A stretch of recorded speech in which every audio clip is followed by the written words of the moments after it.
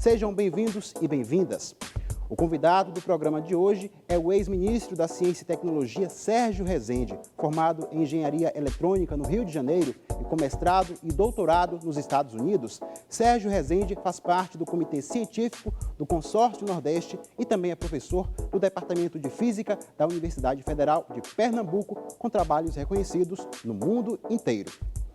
Eu sou o Juraci Santana, da TVE Bahia, e vão participar do Giro Nordeste em seus respectivos estados. Luiz Alberto Fonseca, da TVE Alagoas, Naná Garcês, da empresa paraibana de comunicação, Paiva Rebouças, da TV Universitária do Rio Grande do Norte, Josimar Paraíba, da TV Universitária de Pernambuco, Geandra Portela, da TV Antares, no Piauí, Selma Souza, da TV Peripê, em Sergipe, e Leonardo Marinho, da TV Ceará.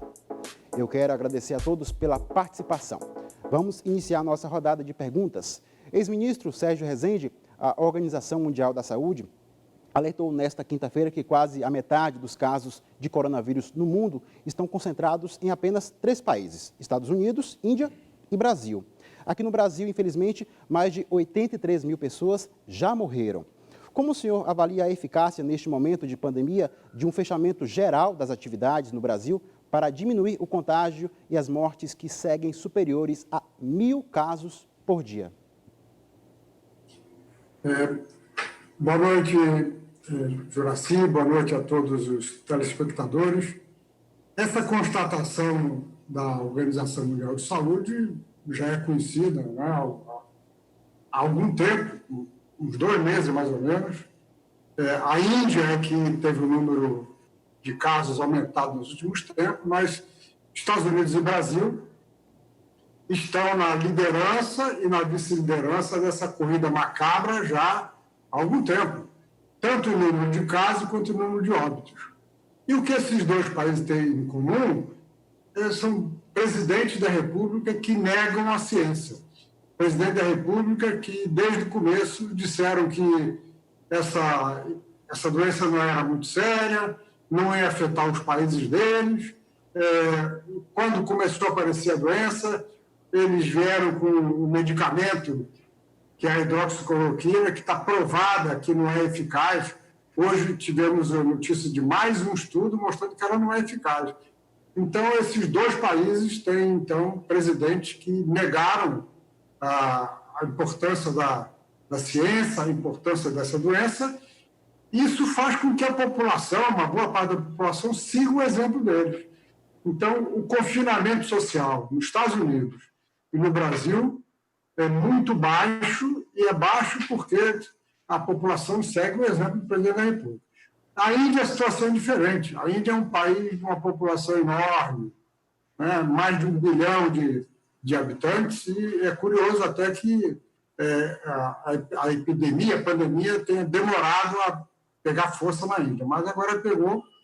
Então, mas no caso do Brasil e dos Estados Unidos, como eu disse, uma grande parte de responsabilidade do que está acontecendo aqui é do governo federal, tanto dos Estados Unidos quanto do Brasil.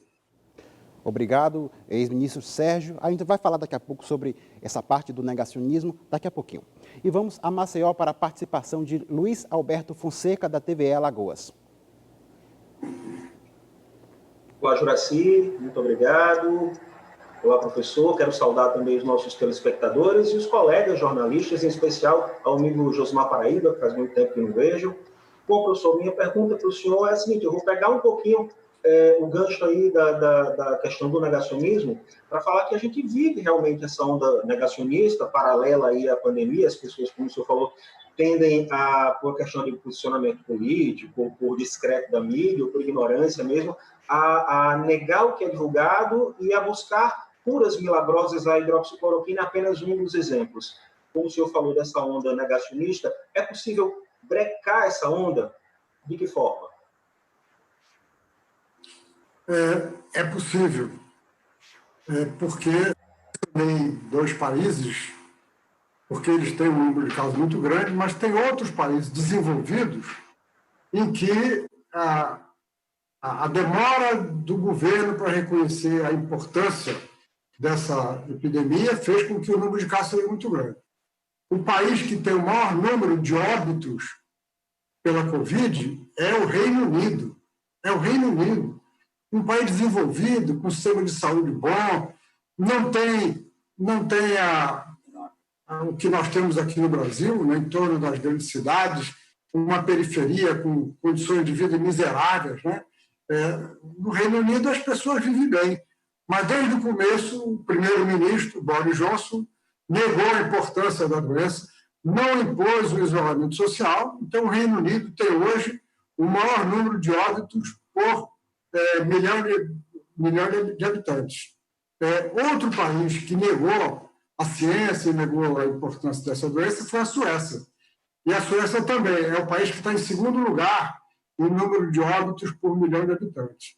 Então, tem um país grande na Europa, com quase 90 milhões de habitantes, que é a Alemanha, cuja primeira-ministra é uma cientista, uma física, que desde o começo entendeu a importância da ciência e conseguiu fazer no país o que a ciência está indicando no momento. Porque na ausência de vacina e na ausência de medicamento para curar a doença, como esse vírus é transmitido de pessoa para pessoa, a única forma de diminuir o espalhamento da doença é pelo confinamento social. Então, a Alemanha teve um confinamento social grande desde o começo, e o número de óbitos por milhão de habitantes da Alemanha é um sexto do Reino Unido. O Reino Unido tem mais ou menos 600 mortos por milhão de habitantes. A Alemanha tem 100. Então, esses exemplos de países desenvolvidos mostram que a ciência está correta quando ela preconiza que, no momento, o que há para fazer, o que deve ser feito é exatamente o isolamento social. Obrigado mais uma vez, ex-ministro Sérgio Rezende. Quem está assistindo ao Giro Nordeste pode fazer perguntas e comentários nas nossas redes sociais, YouTube, Facebook e Twitter. E vamos seguir para João Pessoa para falar com Naná Garcês, da empresa paraibana de comunicação. É uma honra cumprimentá-lo, ministro, e também como professor e cientista. E o meu tema vai exatamente para essa área. As universidades e os institutos de pesquisa, eles sofreram vários ataques e redução de receita, de verba para pesquisa. No entanto, com a pandemia, essas instituições de ensino superior, elas deram uma grande contribuição. Do ponto de vista da sociedade, elas estão mais fortalecidas em função dessa contribuição? Naná, boa noite. Eu tenho um carinho especial pela Paraíba, entre outras razões, porque minha esposa é paraibana. Eu ia com grande frequência a João Pessoa, nós vamos visitar a família dela todo mês, mas já faz 4 meses que eu não vou a João Pessoa. E, então, veja, está acontecendo uma coisa que é interessante. Nunca, no meu tempo de cientista, que já estou aqui há algumas décadas, eu ouvi tanto na mídia tradicional se falar em ciência. Então, felizmente, grande rede de televisão no Brasil hoje reconhece a importância da doença, reconhecem o desgoverno que nós temos e falam da importância da ciência, mostram exemplos. E, como você disse bem, as universidades públicas estão completamente engajadas no enfrentamento dessa doença, das formas mais diversas. Tem pessoas que trabalhavam em áreas semelhantes e que passaram a trabalhar em temas que têm a ver com a Covid, né? Aí, em João Pessoa, eu tenho um contato grande com professores que estão trabalhando na área de simulações, de projeções, porque, no momento, há uma preocupação grande em saber quando é que nós vamos sair disso, como é que são as projeções. Então, nós temos no Comitê Científico do Consórcio Nordeste, sobre o qual eu quero falar um pouquinho, quando eu tiver uma oportunidade, nós temos um grupo de trabalho, um subcomitê, que faz projeções, simulações, tem informações muito detalhadas sobre o que está acontecendo nos estados, nas capitais, e nós temos um representante de cada estado brasileiro. Todos eles são de universidades federais e estaduais, universidades públicas. Então, as universidades públicas estão demonstrando como elas conseguem responder numa situação de crise como essa que nós estamos passando no momento. Obrigado. Seguimos a rodada de perguntas ao ex-ministro Sérgio Rezende. E vamos anotar o momento da participação de Paiva Rebouças, da TV Universitária do Rio Grande do Norte.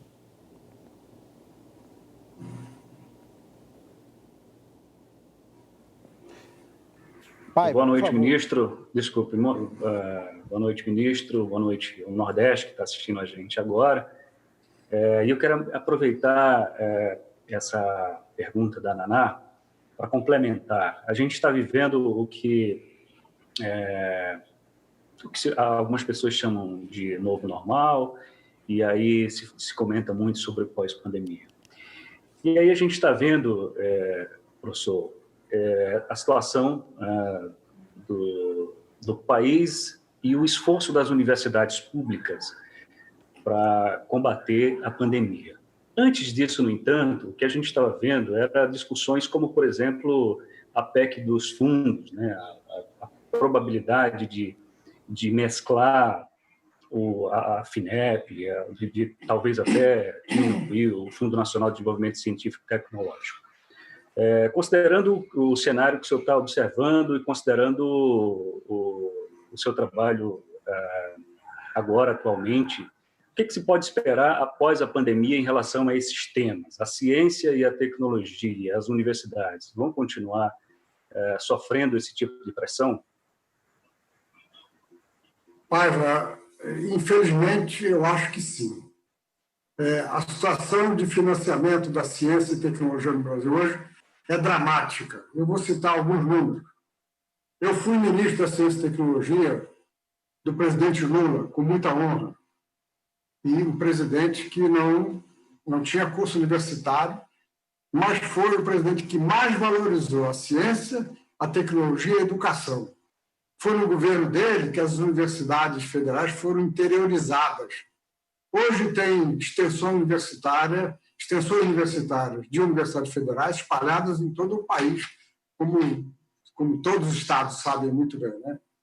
Bem, no final do governo do presidente Lula, em 2010, quando ele saiu, eu saí também, o Fundo Nacional do Desenvolvimento Científico e Tecnológico, que é o maior fundo de apoio à ciência e tecnologia, tinha, em recursos de hoje, atualizado para hoje, aproximadamente 5 bilhões de reais. 5 bilhões de reais.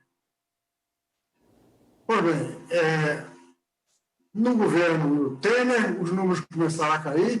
No atual governo, eles caíram dramaticamente, porque o FNDCT é formado por receitas vindo de vários setores da economia, mas o governo contingencia grande parte dele. Então, neste ano, o que está disponível para apoiar a ciência e tecnologia é a quantia de 600 milhões de reais, quase um oitavo do que foi no governo do presidente Lula, no final do governo.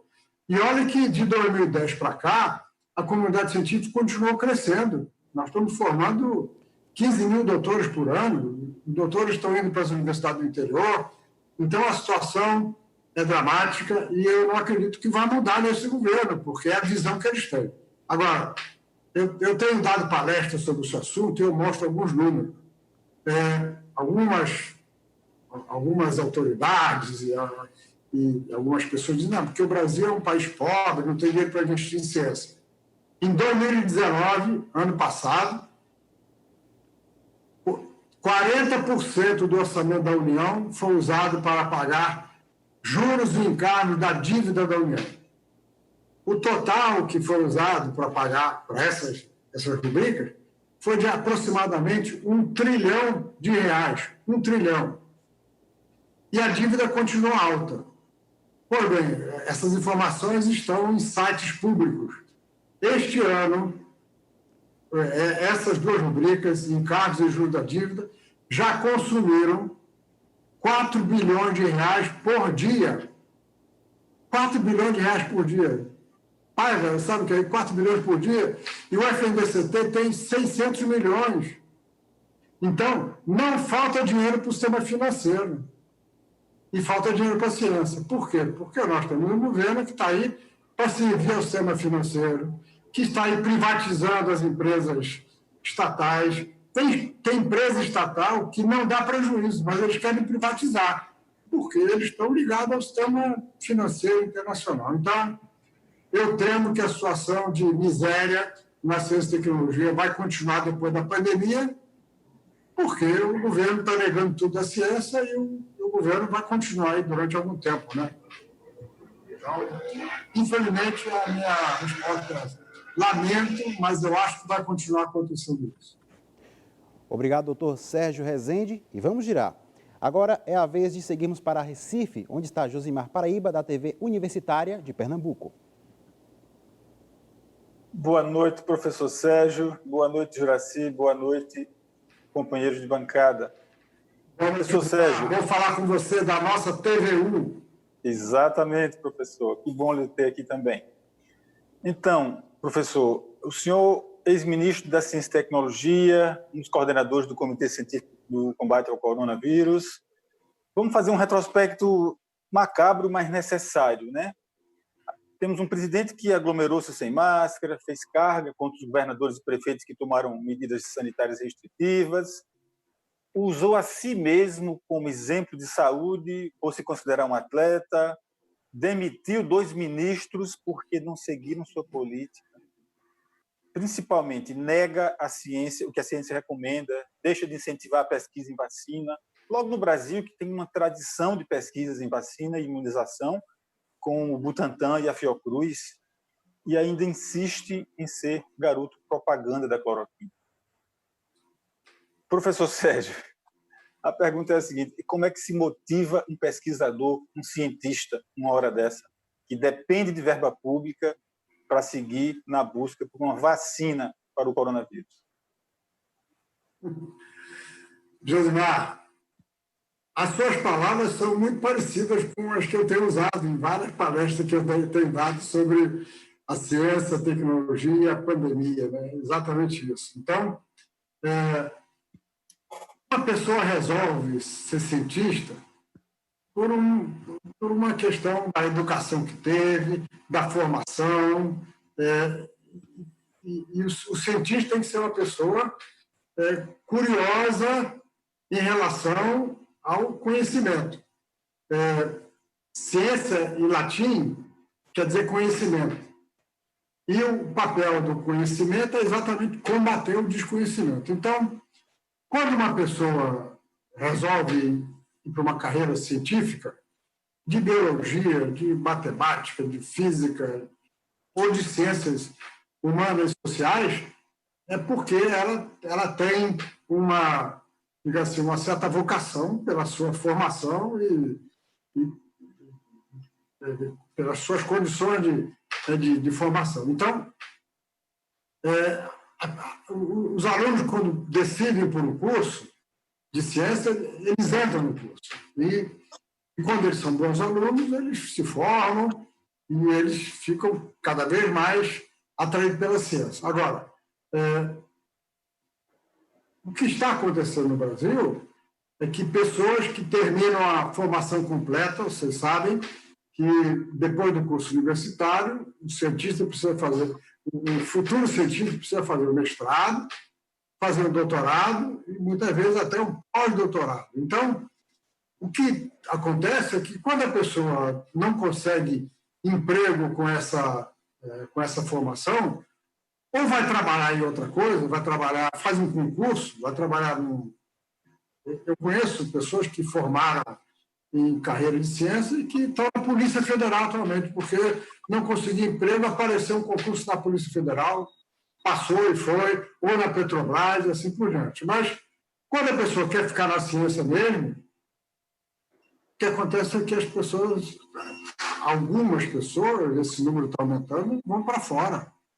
Vão para os Estados Unidos, vão para a Inglaterra, e essa evasão de cérebros é uma tristeza, porque o país investe na formação dessas pessoas e elas vão para outro local. Então, quando nós temos uma crise longa, um efeito claro é a evasão de cérebro.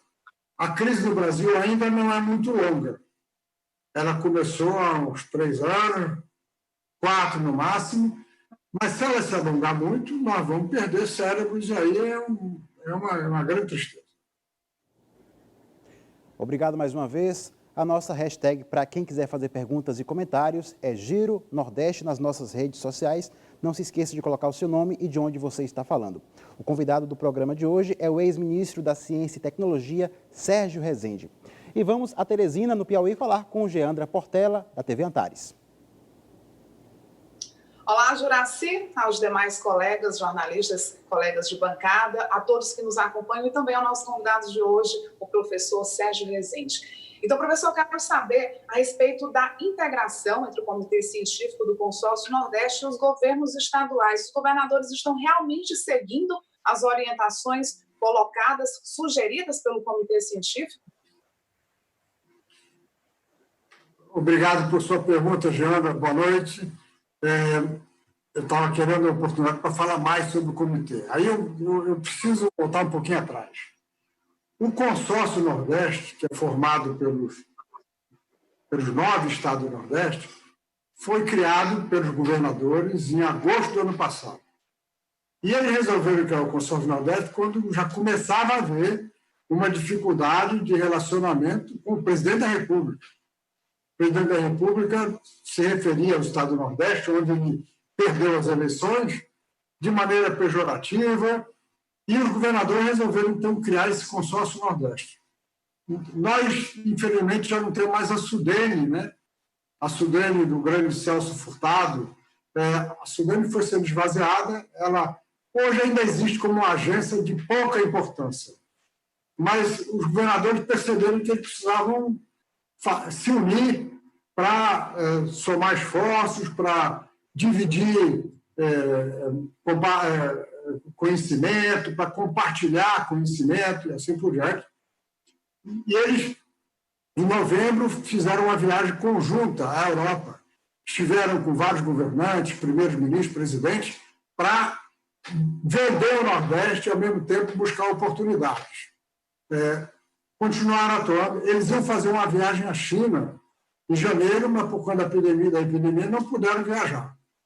Até que chegou no mês de março, o governo federal, o presidente da República fazendo pouco da doença, os governadores, então, resolveram criar esse comitê científico. Então, o nosso comitê é o Comitê Científico de Combate ao Coronavírus do Consórcio Nordeste. E nós formamos, então, 9 subcomitês, cada um trabalhando num tema específico que tem a ver com a doença, né? E o que nós fazemos é emitir boletins. Inicialmente eles eram semanais, depois passaram a ser quinzenais, agora eles são mensais, porque os assuntos básicos vão, digamos assim, sendo passados, né? Então, alguns governadores seguem mais do que outros. Essa é a resposta para a sua pergunta. O governador Wellington Dias é um dos que mais segue. Por exemplo, ele seguiu uma recomendação nossa há 2 meses.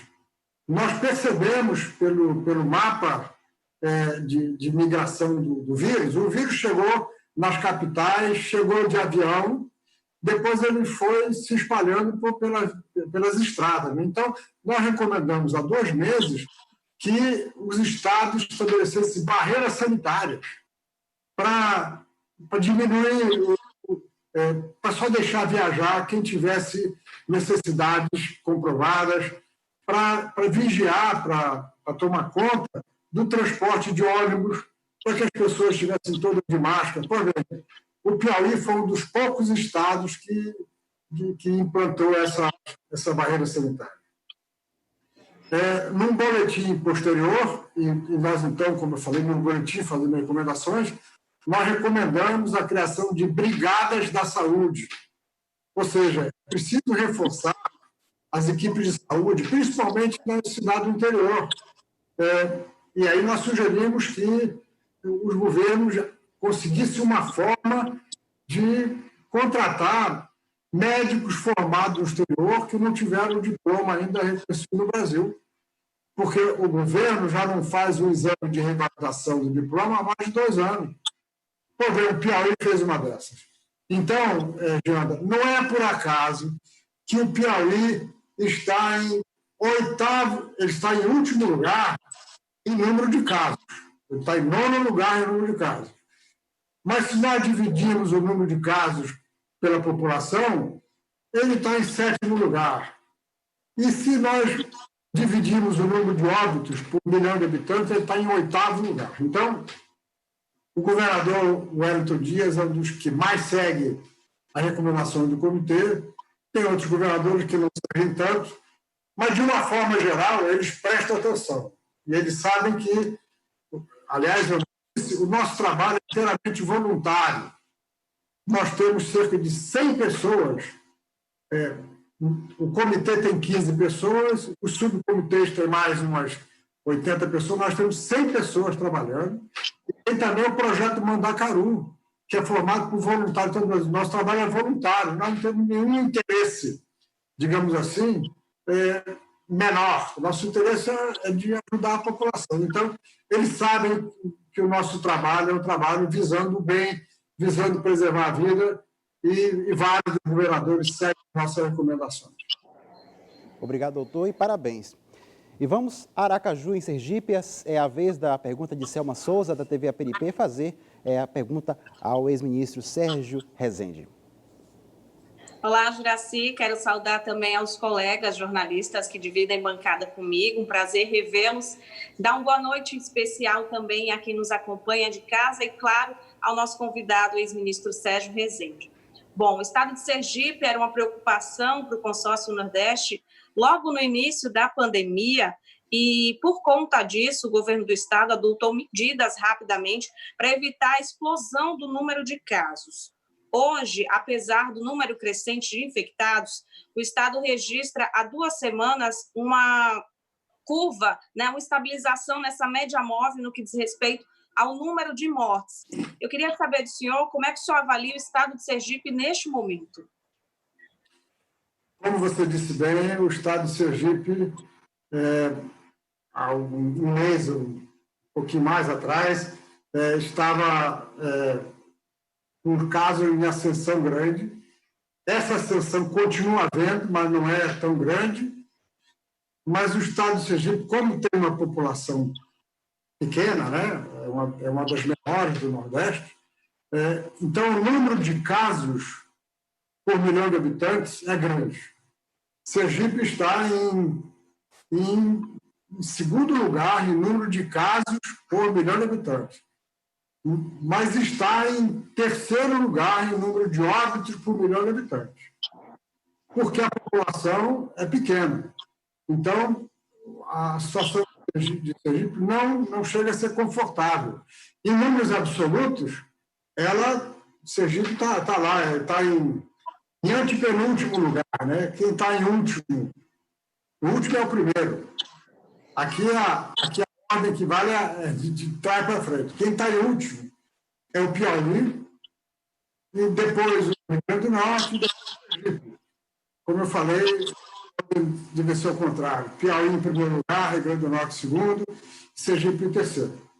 Esses estados menores estavam numa situação muito confortável há 2 meses, mas, por conta disso mesmo, descuidaram um pouco, e esse vírus ele é terrível. Esse vírus tem uma capacidade de espalhamento como nenhum outro foi visto até agora. Então, a situação do Sergipe, o número absoluto é confortável, mas o número relativo não é tão confortável. É muito importante continuar com as medidas de isolamento social. Nós temos uma situação muito difícil no Nordeste, que uma parte grande da nossa população vive em condições miseráveis. Na periferia das grandes cidades é a pior situação. Então, na verdade, esperava-se, se o Nordeste não tivesse tomado a iniciativa de se preocupar com a ciência, o número de casos no Nordeste seria muito maior.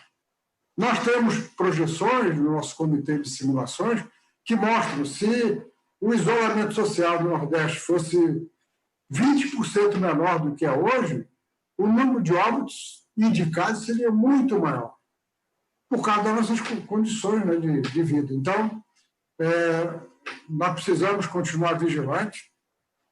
Todas as curvas de todos os estados, das capitais, mostram que nós já passamos pelo pico, pelo número de casos diários passando pelo pico, mas ainda precisamos de 1 a 2 meses para atingir aquele platô final. Então, nós temos que continuar com medidas restritivas. É lógico que em todos os estados já houve uma flexibilização. A pressão que sofrem os governadores e que sofrem os prefeitos para flexibilizar as atividades econômicas é muito grande, tanto de empresários, para eles, em geral, o que interessa realmente é que a empresa funcione. Mas a população mais pobre também precisa, eles são empregados pelo comércio, assim por diante, então a pressão é muito grande. Mas é muito importante que, mesmo com a flexibilização, as medidas preventivas sejam fiscalizadas. É preciso fiscalizar o transporte público. Isso é uma coisa que não é feita com muita frequência. É preciso que, em todos os terminais de ônibus, tenham fiscais da prefeitura, da polícia militar e assim por diante, verificando se os ônibus não estão com superlotação, verificando se está todo mundo usando máscara, verificando se os ônibus são desinfectados nos terminais. Então, nós vamos ter que... O novo normal vai ser isso. Durante algum tempo, enquanto não tivermos a vacina, nós vamos ter que nos preocupar com essa epidemia e com outras também, né? As medidas de prevenção com essa epidemia também valem para outras, né? Obrigado mais uma vez, doutor Sérgio Rezende. E é momento de girar para Fortaleza. Quero chamar Leonardo Marinho, da TV Ceará. Olá, Juraci. Olá, colegas da bancada. Olá, professor Sérgio Rezende. Professor, eu queria saber como é que o senhor está avaliando, falando em flexibilização, que o senhor acabou de mencionar, se o senhor avalia que essa flexibilização é muito precoce. O senhor disse que alguns governadores acatam mais, outros menos as recomendações do comitê. Queria saber se essa flexibilização ela pode trazer aí uma segunda onda rapidamente para as capitais do Nordeste, ou se essas medidas aí de uso de máscara, de desinfecção dos ônibus, enfim, essas medidas de prevenção, elas podem segurar aí uma possível segunda onda, ou se é que a gente já saiu da primeira onda. Leonardo, ótima pergunta. Veja, todos os estados fizeram a flexibilização precoce na nossa visão. Então, nós tivemos há 1 mês e meio um boletim onde nós apresentamos uma matriz de risco e colocamos no site do comitê. O comitê tem um site que eu vou dizer aqui, eu não peguei um papelzinho para escrever, www.comitêcientifico-me-de-nordeste.com.br. Esse é o site que tem muitas informações. E tem informações atualmente não somente sobre o Nordeste, mas também de todo o Brasil. Então, tem os boletins, tem os nossos 9 boletins. Nós pusemos, então, no boletim número 8, uma matriz de risco e uma forma de fazer os cálculos, onde qualquer prefeito, qualquer governador pode calcular o número de pontos do seu estado, do seu município, e verificar se deve manter a situação que está, ou deve abrandar, ou deve, digamos assim, trancar mais, né? E nós medimos o resultado disso. Existe um parâmetro importante nas epidemias que chama o fator de transmissão, o R0 ou RT. Quando uma pessoa infectada infecta outras duas, a gente diz que o RT é 2. Quando isso acontece, o número de casos aumenta exponencialmente. Quando o número de pessoas infectadas infecta o mesmo número, Então, a epidemia fica estabilizada, mas ainda crescendo. E quando o RT é menor do que 1, então quer dizer que a expansão está diminuindo. Ainda está ocorrendo, mas está diminuindo progressivamente. A Alemanha só flexibilizou a sua economia, o seu sistema, quando o RT estava abaixo de 1 durante 4 semanas. 4. A recomendação da OMS é que a flexibilização seja feita quando o RT está abaixo de 1 durante 2 semanas. Aqui, no nosso caso, o RT ficou abaixo de 1 durante 1 dia, 2 dias e já começou a abrir. Então, o que está acontecendo? O RT baixa, aí depois ele sobe, depois ele baixa. Hoje nós recebemos a simulação feita no nosso comitê do RT de Fortaleza. Fortaleza resolveu abrir já faz várias semanas. Então, o RT de Fortaleza estava abaixo de 1, subiu, passou um pouquinho de 1, ele está oscilando e não abaixa muito. Então, todas as flexibilizações foram precoces, todas, infelizmente. Obrigado, ex-ministro Sérgio Rezende. E é hora da pergunta do público do Giro Nordeste. Márcia de João Pessoa participou pelo YouTube e enviou a seguinte questão, que é até bem próxima do que nós já falamos. Qual a resposta do Comitê Científico de Combate ao Coronavírus para o paradigma economia versus aumento de infecção por Covid-19? Olha, o Comitê Científico luta em favor da vida. Nós entendemos, como eu disse muito bem, a pressão dos governadores, a pressão da população que precisa trabalhar. Se o governo federal tivesse realmente implantado aquele auxílio emergencial, que, aliás, tem o valor que tem hoje, não foi porque o governo quis, não, foi o Congresso que aprovou. O governo tinha proposto R$200 por mês de auxílio emergencial. Aí o Congresso aumentou para 500, aí o governo aumentou para 600. Então, se o auxílio emergencial tivesse sido distribuído regularmente, grande parte das famílias estaria em condições de sobrevivência e não estaria fazendo pressão para voltar a trabalhar. Então, para o Comitê Científico do Consórcio Nordeste, o importante é a vida das pessoas. E porque sem vida não tem economia. Como eu disse antes, na resposta ao Leonardo, infelizmente, as flexibilizações foram precoces, e aí o que acontece é que, em vez da gente ter uma segunda onda, nós temos uma onda que não termina nunca. O que está acontecendo hoje em todo o Brasil, e no Nordeste também, é que o número de casos que começou nas capitais foi para o interior, volta para as capitais, e aí o número acaba não mudando muito. Nós não temos tido uma diminuição drástica no número de casos ao longo do tempo, então é uma onda que não termina. E quando a onda não termina, o prejuízo acaba sendo maior. A epidemia, a expansão da epidemia no Brasil é muito mais longa do que foi na China, com 1 bilhão e 400 milhões de habitantes. Muito mais longa do que na Alemanha. Aí ela é longa e acaba prejudicando a economia, mais ainda. Obrigado. Vamos iniciar aqui pela Bahia mais uma rodada de perguntas ao ex-ministro da Ciência e Tecnologia, Sérgio Rezende. Ex-ministro, em um país como o Brasil, com tanta desigualdade, apenas os investimentos em ciência e tecnologia realizados por empresas privadas são suficientes para encontrar soluções acessíveis para a maior parte da população? Juraci, os investimentos das empresas privadas é muito pequeno. Enquanto nos Estados Unidos, nos Estados Unidos, aproximadamente, investe-se por ano em ciência e tecnologia 3% do produto interno bruto, 3% do PIB.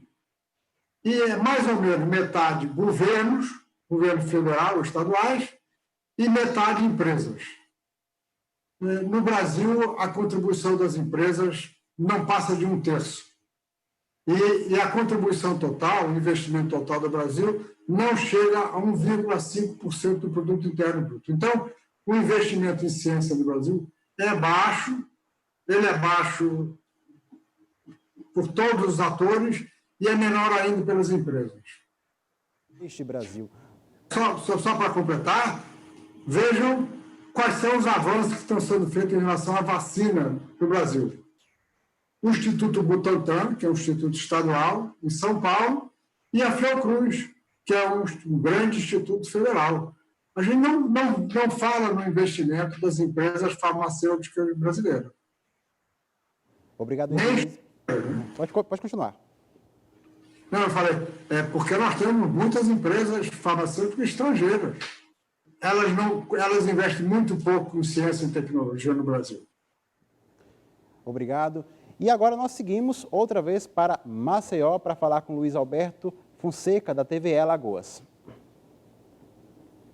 Professor, vou pegar um pouquinho o gancho do que o Leonardo falou, voltar o assunto para a economia. Como o senhor falou, a flexibilização foi precoce, mas a gente vê cada vez mais as cidades abrindo a economia. A Maceió, por exemplo, entrou na fase amarela recentemente do protocolo de distanciamento social controlado.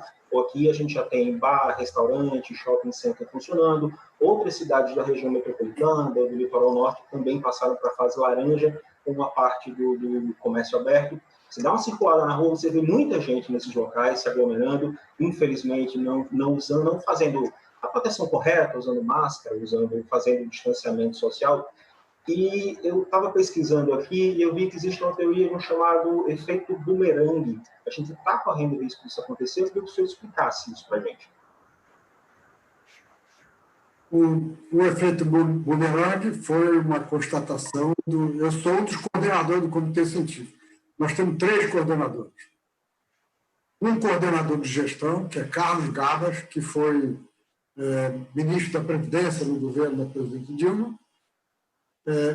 Miguel Nicoleles, que é um neurocientista muito conhecido, muito importante, está fazendo um trabalho excepcional. E eu.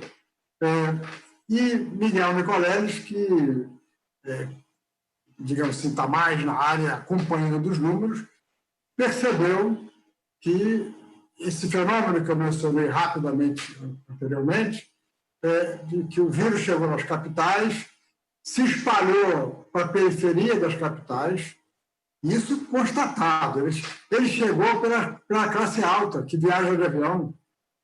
Aí, gradualmente, ele espalhou pela periferia, porque a classe média e alta tem empregados, né? Então, as pessoas se contaminaram, levaram para a periferia. Na periferia se espalhou rapidamente e daí, então, foi para o interior. Foi para o interior com grande velocidade. Só que muitas cidades do interior não têm um sistema de saúde, digamos assim, muito forte, e aí muitas pessoas vêm se tratar na capital. Quando é uma pessoa de classe baixa, vem de ambulância. A gente vê as ambulancinhas, aquelas pequenininhas, trazendo as pessoas para hospitais da capital. E as pessoas de classe média do interior vêm nos automóveis da família. Tá? Então, hoje tem estatística mostrando que uma boa parte de pacientes das capitais veio do interior. Então, esse é o efeito bumerangue. O vírus foi para o interior e ele já está voltando. Ele está voltando já há umas 2 ou 3 semanas. E aí, então, o nosso colega Nicoleles deu esse nome bumerangue, e é isso, né? Vai e volta, e é isso que está acontecendo. Hoje nós temos demonstração do efeito bumerangue quantitativo. Ele é real.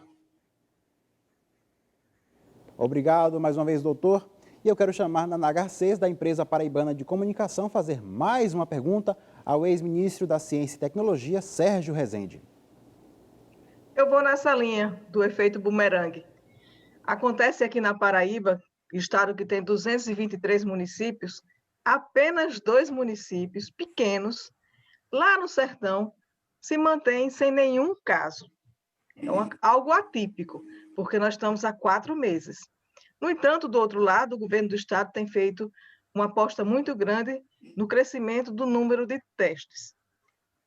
Eu gostaria de saber do senhor até que ponto a testagem em massa facilita o combate ao coronavírus, à pandemia, e, ao mesmo tempo, saudar os 2 municípios que conseguiram se manter distantes durante 4 meses de pandemia. Nara, por favor, digam quais são os 2 municípios, porque eu não tenho essa informação. Esses 2 municípios estão no Alto Sertão. Dentro do mapa, não aparece o nome. Aparece aquelas 2 manchinhas claras, certo? Mas são municípios de menos de 5.000 habitantes. Aqui em Pernambuco, só um, que chama Manaíra. Manaíra, o mesmo nome do bairro aí de João Pessoa, Manaíra é o único que não tem caso. E a nossa constatação, em alguns casos concretos, é que não tem porque os prefeitos de lá endureceram, fizeram barreira sanitária, não deixavam as pessoas entrar. E agora, voltando à sua pergunta, a testagem em massa é da maior importância, porque quando uma pessoa é testada e o teste dá positivo, ela precisa ser isolada. Sendo isolada, ela deixa de contaminar outras pessoas. Então, a testagem em massa foi uma das armas que a Alemanha usou para conseguir conter o número de casos, o número de óbitos. Testagem em massa com grande facilidade, as pessoas saindo de municípios, na entrada de loja, assim por diante, um sistema de testagem em massa, e aí uma pessoa que esteja contaminada tem que ser isolada. Então, ela é muito importante. Todo o Brasil, e o Nordeste em particular, tem uma dificuldade com a testagem, porque a testagem exige equipamentos. Aquela testagem muito simples, ela é pouco confiável, nós sabemos disso. Mas a testagem chamada RT-PCR, ela precisa ter uma máquina, e é preciso ter essa máquina em alguma instituição pública, mas é preciso também ter os reagentes. E os reagentes são todos importados. Então, os nossos estados demoraram, digamos assim, um certo tempo, até montar um sistema de testagem, e ele é da maior importância. Como eu falei, a testagem em massa é uma das ferramentas para nós contermos essa epidemia. Obrigado mais uma vez, doutor Sérgio Rezende. E vamos a Natal falar com Paiva Rebouças, da TV Universitária do Rio Grande do Norte.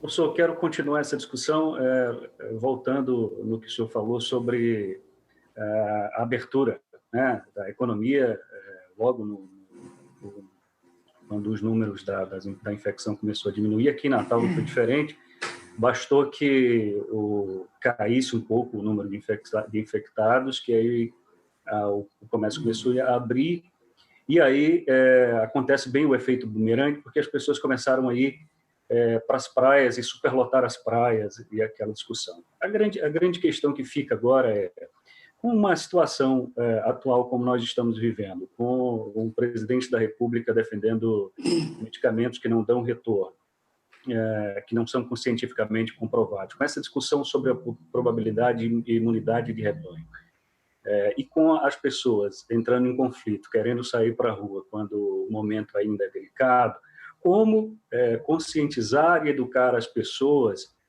para que permaneçam em alerta, principalmente agora?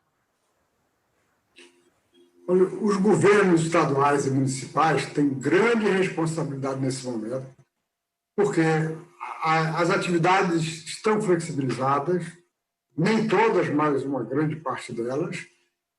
Então, eles precisam, por exemplo, fazer campanhas permanentes no rádio, na televisão, que as pessoas têm que usar máscaras. Eles precisam fazer fiscalização, porque quase todos os estados têm decretos obrigando que as pessoas fora de casa usem máscaras. Mas é preciso fiscalizar, porque se não fiscalizar, as pessoas acabam relaxando. É preciso fiscalizar, principalmente, aqueles locais que têm aglomeração, que são o comércio mais popular, como eu falei antes, em transporte público de ônibus, nas praias, é preciso fiscalizar. Nós temos um exemplo importante de fiscalização dessa semana, né? Lá em Santos, um guarda municipal fiscalizou e pegou um desembargador sem máscara. Aí ele multou o desembargador. E esse desembargador, que não vale muita coisa mesmo, né? Fez pouco dele, chamou de analfabeto.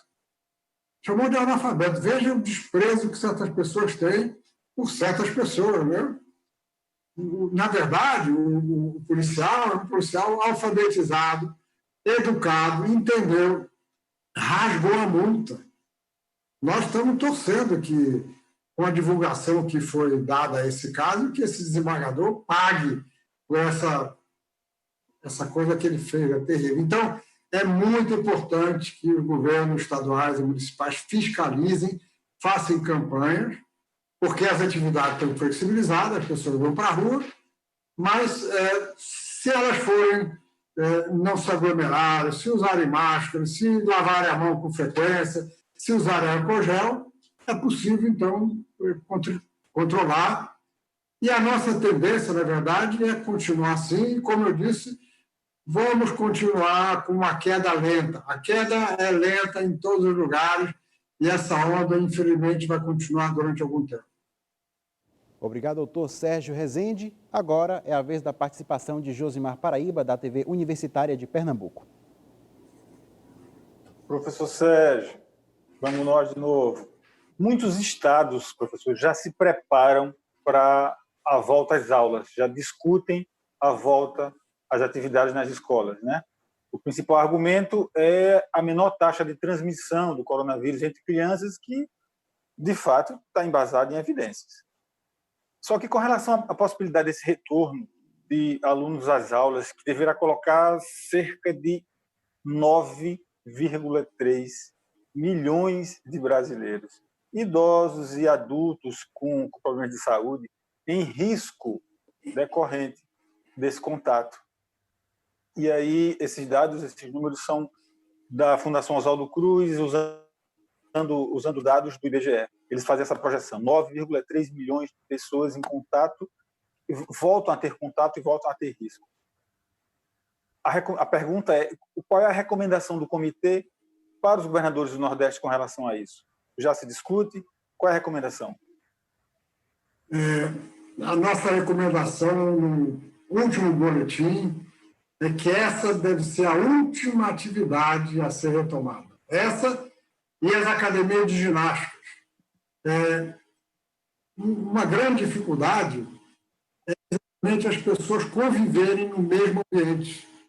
E com ar-condicionado, muitas escolas, né, daqui do Nordeste têm ar-condicionado. O ar-condicionado mantém o ar circulando dentro do mesmo ambiente e está demonstrado de que gotículas contendo vírus que sejam emitidos por algumas pessoas, elas ficam no ar durante algum tempo. Então, a nossa recomendação é que ela seja uma das últimas. Agora, quando ela realmente for retomada, a recomendação é que haja uma limitação do número de estudantes.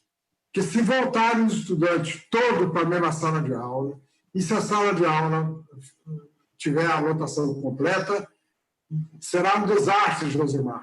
Como você disse, as crianças contaminam, nem sempre muitas vezes elas são assintomáticas, mas elas transmitem o vírus. E aí vão para casa e transmitem para os pais que têm mais idade. Então, na hora de retomar as atividades escolares, é preciso que haja uma limitação de número de estudantes. Metade da sala, os alunos separados e usando máscara.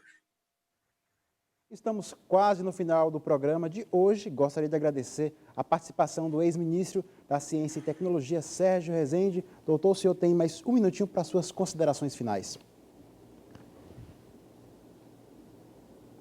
Eu? Sim, o senhor. Desculpe, veja, recapitulando algumas coisas que nós passamos aqui, nós estamos vivendo uma crise sanitária como não vivemos antes. Eu nunca imaginei, como que viveria uma epidemia como essa, como seria.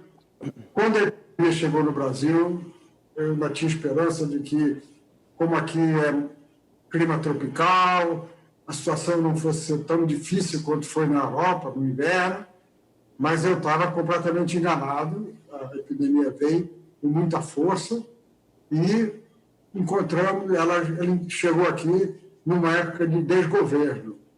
Então, eu tenho dito que essa simultaneidade da pandemia no Brasil e desgoverno no Brasil é realmente trágico. Nós vivemos tempos sombrios.